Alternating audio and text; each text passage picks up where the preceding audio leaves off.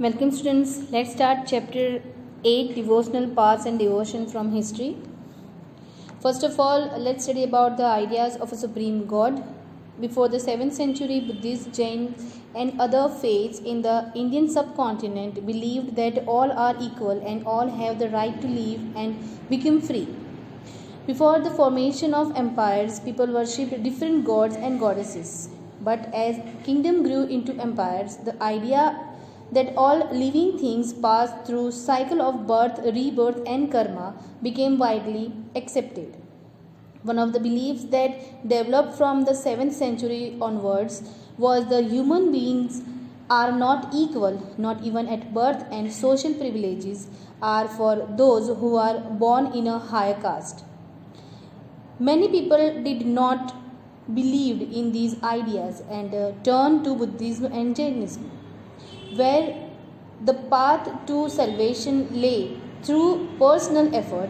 Other people followed the idea of a supreme God, where salvation means nirvana, moksha, freedom from birth and death, could be achieved through devotion on God.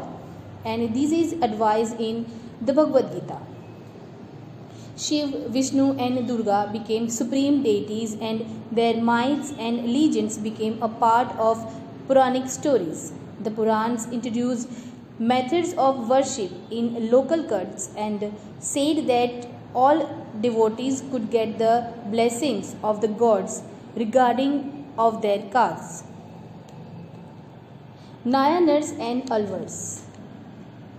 Between the 7th and the 9th centuries, there was an emergence of new religious movements led by Nayanars, means saints devoted to Shiva, and Alvars, saints devoted to Vishnu, who came from all castes, including those considered untouchables such as the Pulaiyar and the Punars. They detested Buddhists and Jains and preached that love for Shiva and Vishnu was the path to salvation. They believed in the ideas of love and heroism from the Sangam literature and mixed them with values of bhakti. Nayanars and Alvars wandered from place to place and composed unique poems and music in praise of their deities. Between the 10th and 12th centuries, the Chola and Pandya kings built splendid temples around the shrines visited by these saint poets. Their poems were compiled and their hagiographies, means religious biographies, were composed, and even today they are sources of history for modern researchers. Now the next is philosophy and bhakti, and first of all let's study about the Shankara. Now Shankara, born in Kerala in the 8th century, was a very influential thinker of India. He was an advocate of Advaita, or the doctrine of the oneness of the human soul and the supreme soul, which is formless and is the ultimate reality. He advised people to give up worldly things because they are an illusion or maya, and to follow the path of knowledge because it is the true path of salvation. Now the next is Ramanuj. He was born in Tamil Nadu in the 11th century and was highly influenced by the philosophy of Alvars. He thought that the path to salvation was through intense devotion to Lord Vishnu, because the grace of the Lord helps devotees attain permanent bliss, means freedom and happiness. He also suggested the theory of Vishisdvita, or qualified oneness, which says that even if a soul unites with the supreme soul, it remains distinct and under the blessing of the supreme soul. This ideology inspired a new form of bhakti in northern India. Now the next is Basavanna's Virasaivism. The Tamil Bhakti movement and temple worship came together to create the Virasaiva movement that began in Karnataka in the mid-12th century. It was initiated by Basavanna and other Virasaives such as Alamma Prabhu and Akamma Devi. They fought for the equality of all human beings and against the Brahmanical ideas of caste and poor treatment of women. They were also against religious rituals and idol worship. Now the next topic is the saint of Maharashtra. Between the 13th and the 17th century, many saint poets such as Janeshwar, Namdev, Eknath, Tukaram, women such as Sakkubai, the family of CHOKHAMELA from Maharashtra, inspired people to follow the bhakti of the Vithala temple in Pandharpur, as well as that the God that lives in the people's heart.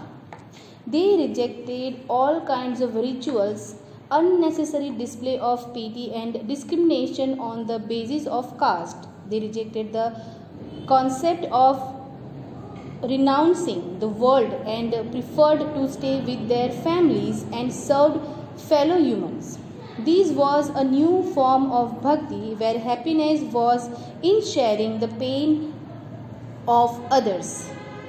Now the next is NATHPANTHIS, SIDDHAS and YOGIS. Now the NATHPANTHIS, Siddhacharyas and YOGIs preached self-sacrifice and taught that the path to salvation was through meditation on the formless ultimate reality and the oneness of the human soul with it. They preached intense training of the mind and body through yogasanas, breathing exercises and meditation. These groups were popular among the low caste and their criticism for the common Vedic religion created a base for a new religion to become a common power in the north. Now the next is Islam and Sufism. Now Sufis were Muslim mystics who rejected hypocrisy in religion and emphasized love and devotion to God and compassion to fellow human beings. Islam is a strictly monotheistic religion which believes in submission to one God, rejects idol worship, and preaches a collective worship of God. Muslim scholars developed a holy law called the Shariat, which the Sufis rejected because they wanted union with God just like a lover seeks unity with his beloved. Sufis composed expressive poems and music and also rich prose that included fables and anecdotes. Great Sufi saints include Ghazali, Rumi and Sadi, who believed that the heart can be trained to look at the world with a different perspective. They used zikr, means chanting of a name or a remembering God. Contemplation, sama, means singing. Raqs, means dancing. Discussion of parables, breath control, etc. under the guidance of a master called Peer. Genealogies of Sufis were known as silsilas, and each followed a different methods of ritual practice and instruction. After the establishment of the Delhi Sultanate, major Sufi centers developed in India, of which the Chishti silsila was one of the most influential.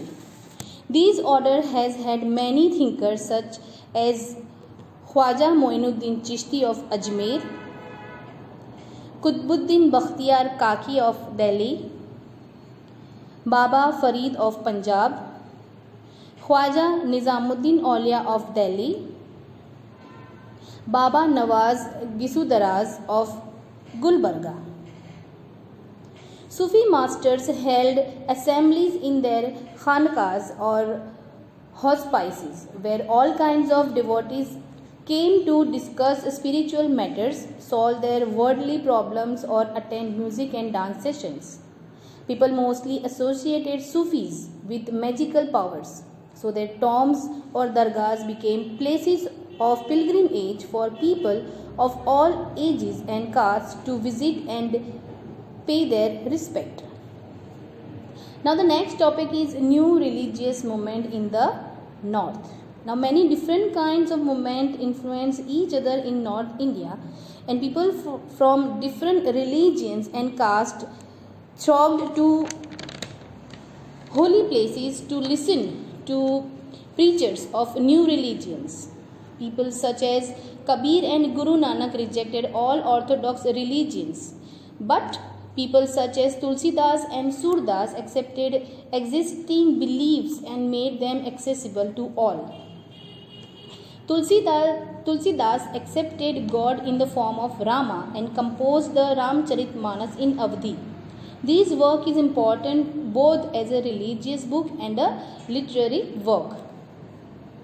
Surdas was a devotee of Krishna, and he expresses his devotion with compositions such as the Sur Sagara, Sura Saraswali and Sahitya Lahari. Shankaradeva of Assam was a devotee of Vishnu, composed poems and plays in Assamese, and set up namdharas or houses of recitation and prayers. Mirabai was a Rajput princess married into the royal family of Mewar before she became a disciple of Ravidas, who was a saint from the untouchable caste. She was a devotee of Krishna and composed many bhajans which became popular among the people of Rajasthan and Gujarat. Kabir was brought up in a family of Muslim julhas, means weavers, in the city of Banaras. He wrote many verses called Sakhis and Pads, which were sung by wandering bhajan singers. Many of these writings were later compiled into the Guru Granth Sahib, Panchvani and Bijak. His teaching rejected major religious traditions and ridiculous internal worship in Brahmanism and Islam. The spatial position of the priestly class and the caste system. He mostly wrote in Hindi but also used a cryptic language sometimes. He believed in a formless supreme God and preached that the only path to salvation was through bhakti, means devotion. Baba Guru Nanak. Guru Nanak was born in Talwandi, but he travelled for years before he found the Dera Baba Nanak in Kartarpur. Irrespective of their creed or caste, his followers ate together in a common kitchen known as langar, and the sacred place or temple he created for worship and meditation was called a dharamsal, now known as a Gurudwara. Before he died in 1539, he appointed a follower called Lena, known later as Guru Angad, as his successor. Guru Angad compiled the work of Guru Nanak and added to it his own script, known as Gurmukhi. The next three Gurus also wrote under Nanak's name, and their work was compiled by Guru Arjan in 1604. Works of Sheikh Farid, Saint Kabir, Bhagat Namdev and Guru Tegh Bahadur were also added to these compilations. Finally, in 1706, Guru Gobind Singh authenticated the compilation and created a Guru Granth Sahib. Guru Nanak's followers increased in the 16th century as people from all castes and occupations joined the community. By the 17th century, the town of Ramdaspur developed around a Gurudwara called the Harmandir Sahib and became a self-governing. The Mughal Emperor Shah Jahan saw them as a potential threat, and in 1606 he ordered the execution of Guru Arjan. By the 17th century, Guru Gobind Singh organized the Khalsa movement, and the community of Sikhs became a political organization called the Khalsa Panth. Guru Nanak emphasized the worship of one God and insisted that caste, creed, and gender were irrelevant to attaining salvation.